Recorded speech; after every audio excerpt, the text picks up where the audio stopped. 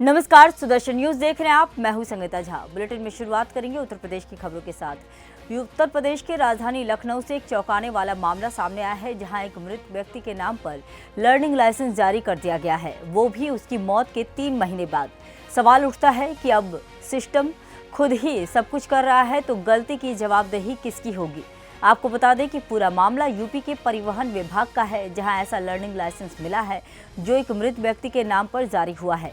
UP के परिवहन विभाग ने दावा किया था कि अब लर्निंग लाइसेंस की प्रक्रिया पूरी तरह फेसलेस और ऑनलाइन हो गई है और सब कुछ तकनीक के हवाले है, जहां ना दलालों की जरूरत है और ना ही अफसरों की मर्जी। लेकिन सुदर्शन न्यूज के पास जो चौंकाने वाला मामला सामने आया है, उसने इस पूरी डिजिटल व्यवस्था की नींव हिलाकर रख दी है।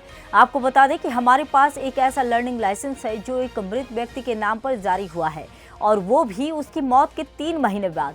तो जरा सोचिए कि फेसलेस प्रक्रिया में सिस्टम यह जांचता है कि आवेदक पलकें झपका रहा है या नहीं, मुस्कुरा रहा है या नहीं, यानी एक लाइवनेस टेस्ट लिया जाता है।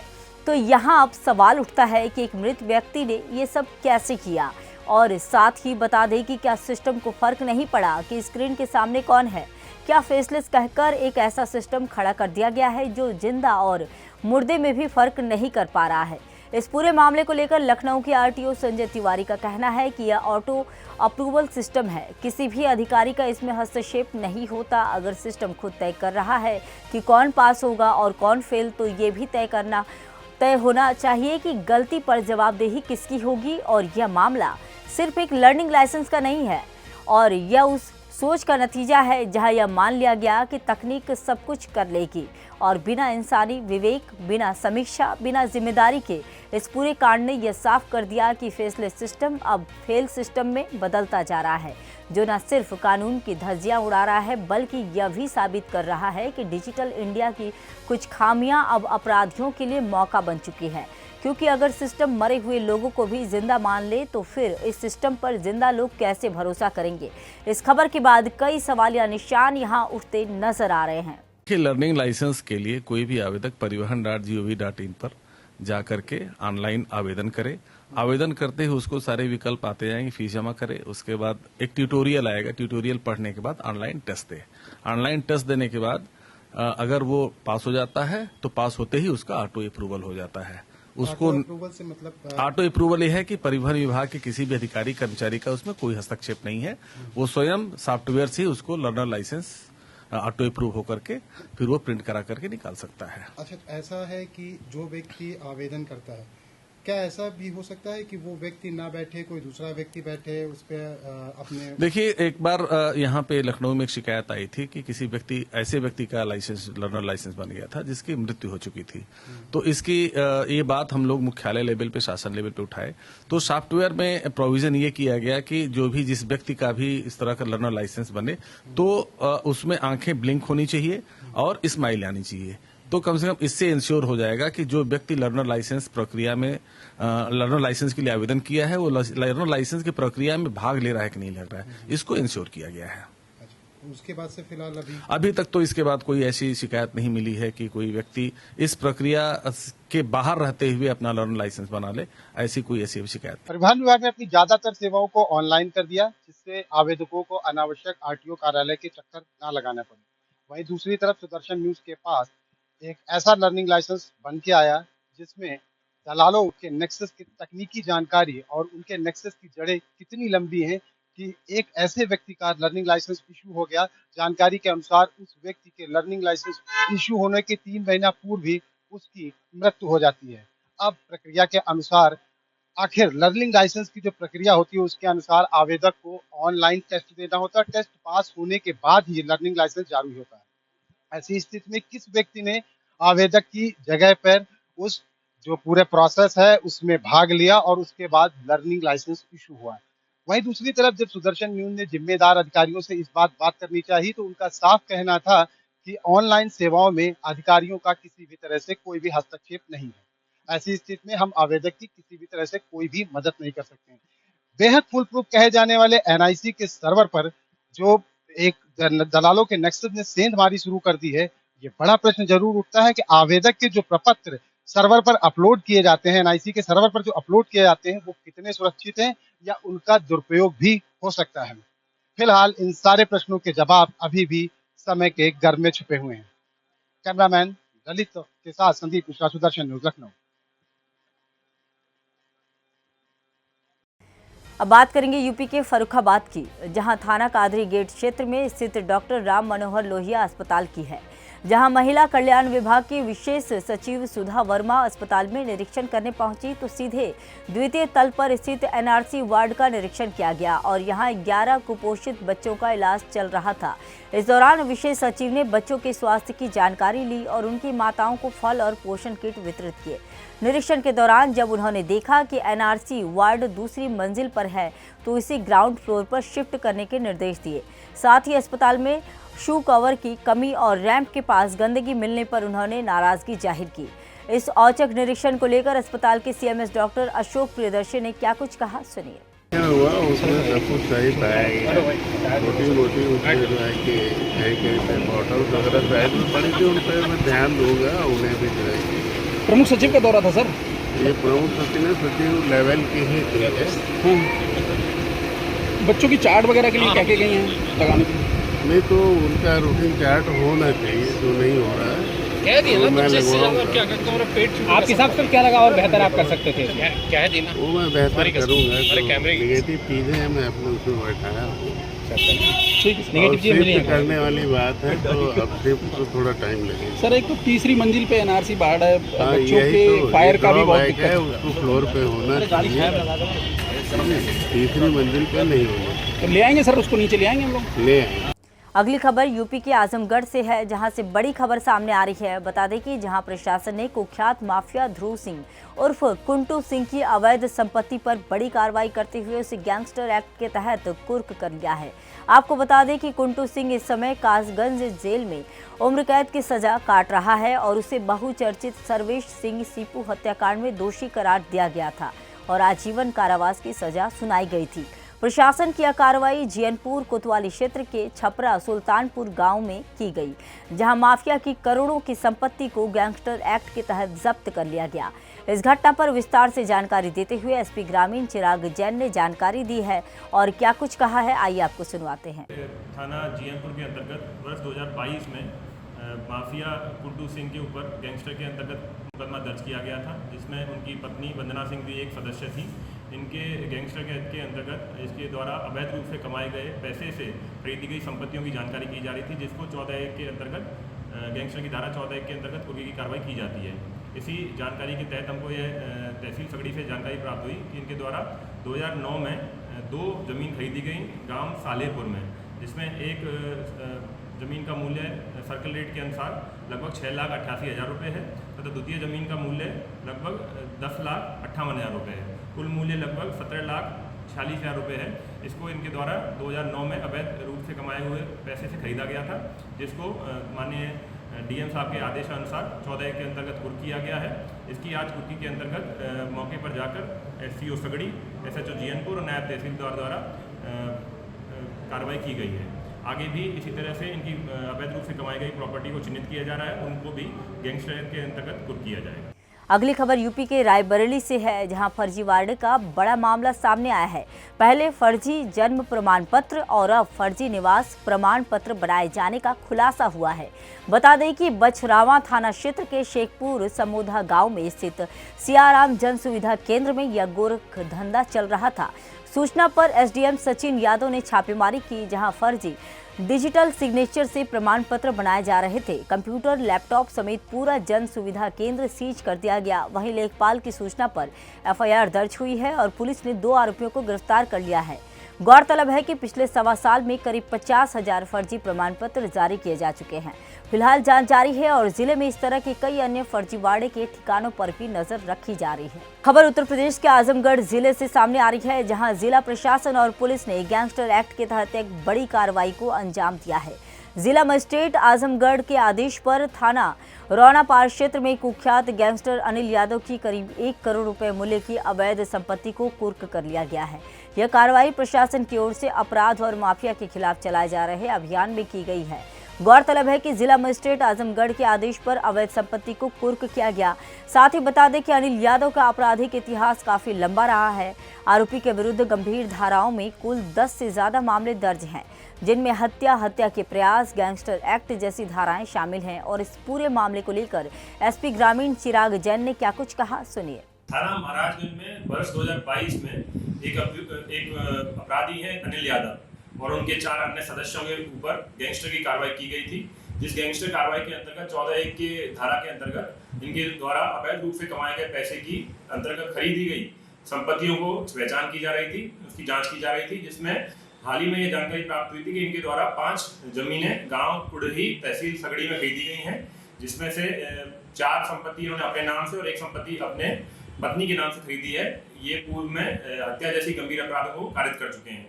इसके अंतर्गत इनके ऊपर गैंगस्टर की कार्रवाई की गई थी। इसमें जो इनके द्वारा 5 संपत्ति अवैध धन से खरीदी गई हैं, उनकी नियमानुसार रिपोर्ट तैयार कर जिलाधिकारी महोदय को प्रेषित की गई थी। जिलाधिकारी महोदय के आदेशानुसार उसको 14(1) की धारा गैंगस्टर के अंतर्गत कुर्क किया गया है।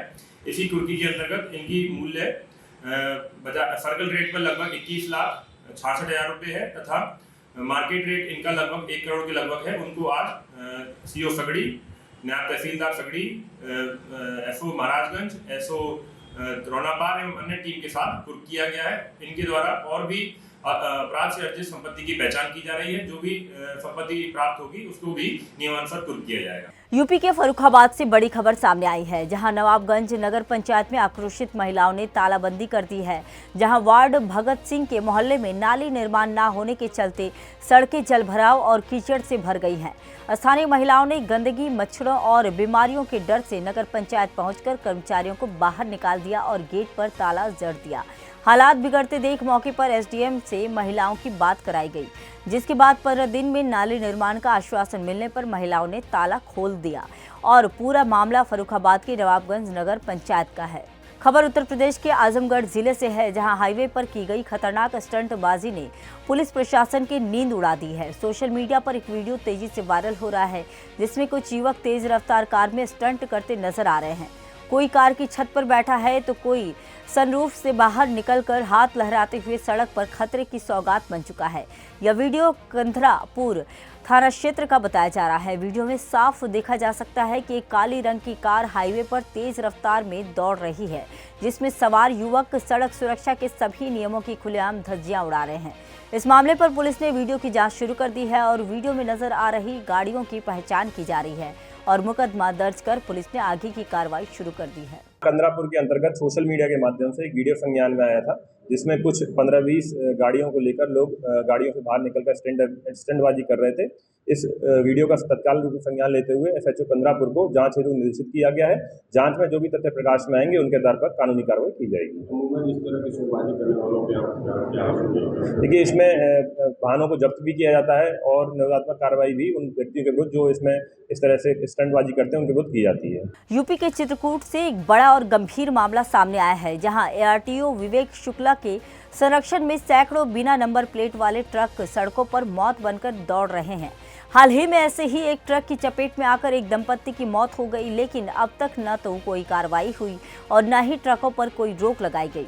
स्थानीय लोगों का आरोप है कि इन ट्रक मालिकों से एंट्री लेकर उन्हें खुली छूट दी जा रही है, जिससे यह ट्रक अवैध परिवहन और तेज रफ्तार से चलकर हादसों को अंजाम दे रहे हैं। इसी को लेकर बीजेपी विधायक अविनाश चंद्र द्विवेदी ने मामले में मुख्यमंत्री से शिकायत की मांग की है और एआरटीओ को हटाने की बात कही है। किसी जनप्रतिनिधि का ऑडियो वायरल करना अधिकारी के लिए सही नहीं है। जनप्रतिनिधि अपने जनता के लिए हर तरह का फोन अपने अधिकारियों को करता है, इसलिए कि वो भाई जनता के काम के लिए फ़ोन करता है, गलत भी करता है, सही भी करता है, लेकिन इसको वायरल किया जाना न्यायोचित नहीं है। 2 साल से हैं शुक्ला जी, अगर दौड़ रहे हैं ट्रक बस कुछ भी, तो 2 साल हुआ है, तो जनप्रतिनिधियों को मुख्यमंत्री से बात करना चाहिए कि इनमें ये कमी है, इसको हटाया जाए या इस पर कोई कार्रवाई किया जाए। ये तो विधायकों का काम है और इसमें पत्रकार भी लोग हैं, उनका भी ये जिम्मेदारी है कि जो अधिकारी गलत काम करे उसके लिए पत्रकार को अखबारों में छापना चाहिए और टीवी में भी दिखाना चाहिए। देखिए, इसमें वास्तव में गंभीर विषय है ये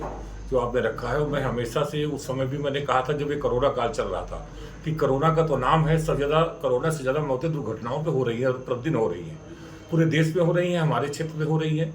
और यहाँ पर तो मैं देखा करता हूँ, मैंने कई बार अधिकारियों को कहा कि नो एंट्री में गाड़ियाँ खड़ी रहती है, जब नो एंट्री खुलती है तब शहर के अंदर इतना तेज़ भागती है, उससे कई एक्सीडेंट रोज होते हैं, आपने देखा है। और ऐसे जो बाहर भी है तो उनकी गति पर कोई कंट्रोल नहीं हो रहा, विशेषकर बालू वाले जो ट्रक हैं इनका सबसे ज़्यादा है। और मैं तो हमेशा यही कहा करता हूँ कि भैया जो उस समय 10 बजे के बाद शाम को यहाँ निकलना सड़क पर मुश्किल हो जाता है लोगों का। अब तो दिन को भी खुलने लगी है, ठीक है, दिन को थोड़ा धूप रहती है, शादी ब्याह नहीं है तो थोड़ा घंटे 2 घंटे खुल जाए, अच्छा है, कुछ भीड़ कम हो जाएगी।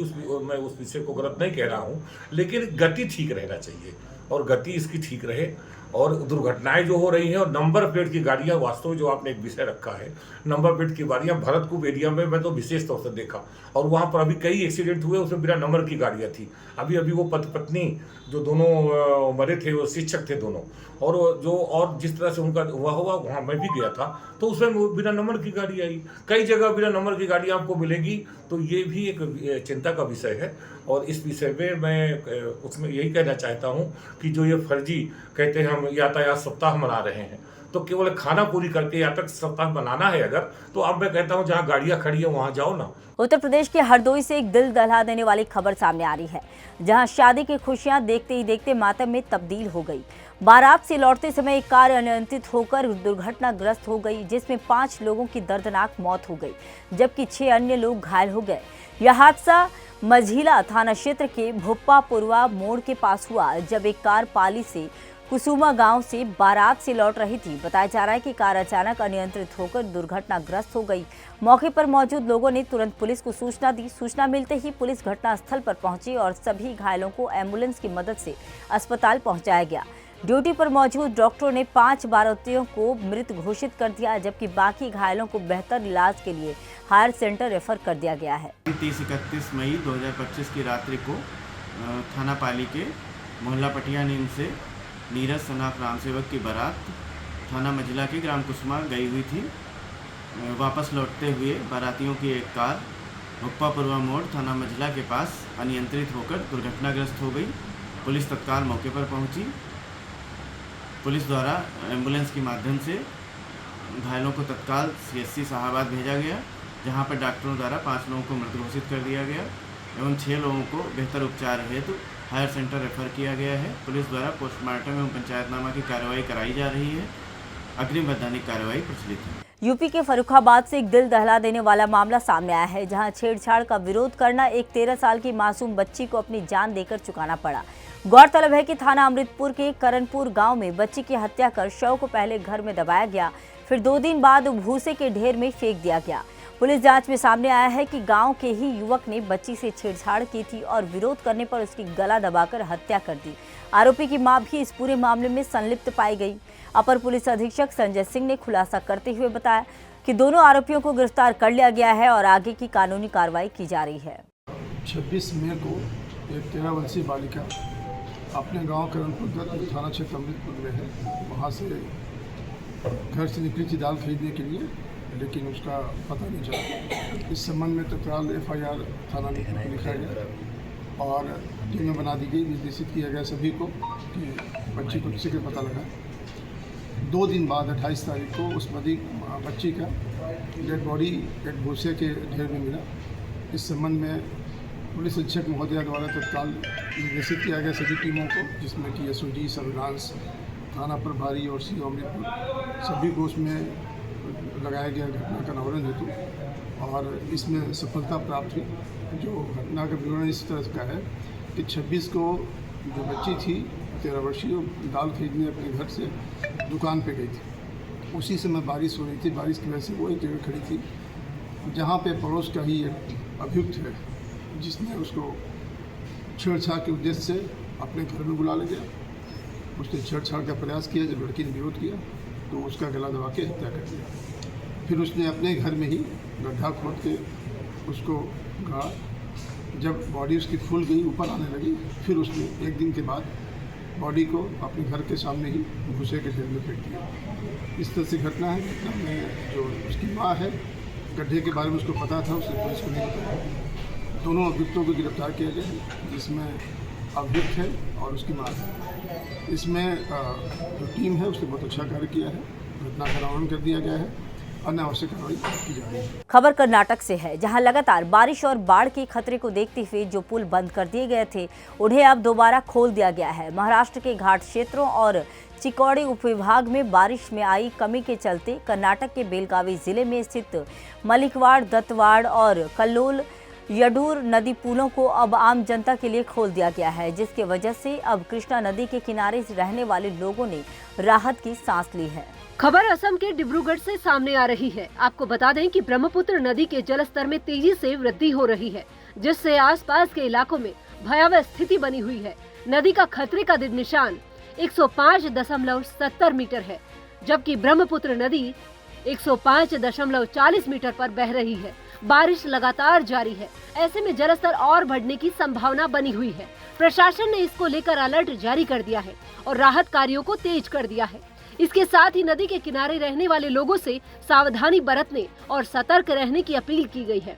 आपको बता दें कि असम में लगातार हो रही भीषण बारिश से राजधानी गुवाहाटी में बाढ़ की स्थिति उत्पन्न हो गई है। हजारों परिवार जलबंदी हो गए हैं।